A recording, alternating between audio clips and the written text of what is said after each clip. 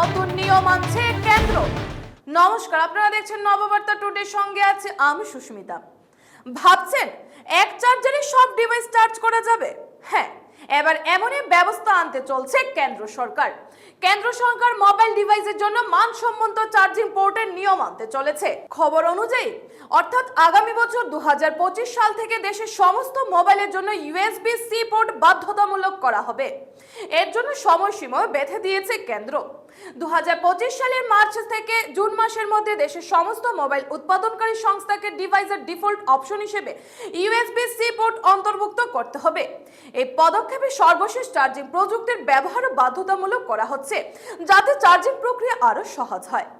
ইউরোপীয় ইউনিয়নের সিদ্ধান্তের মধ্যে ভারতের মোবাইলের পাশাপাশি ল্যাপটপ, ট্যাবলেটে চার্জ করার জন্য USB-C পোর্টকে স্ট্যান্ডার্ড চার্জিং পোর্ট হিসেবে ব্যবহার করতে চায়। আগামী বছরের শেষ দিকে ল্যাপটপের জন্য USB-C পোর্টের নিয়ম প্রযোজ্য হবে। এই সিদ্ধান্তের উদ্দেশ্য হলো বিভিন্ন ডিভাইসের জন্য আলাদা চার্জের প্রয়োজন হবে না। এতে ইলেকট্রনিক বর্জ্য কমবে এবং ইউজাররাও লাভবান হবেন। বিভিন্ন ডিভাইসের জন্য আর আলাদা আলাদা চার্জার কিনতে হবে না, ফলে টাকা বাঁচবে।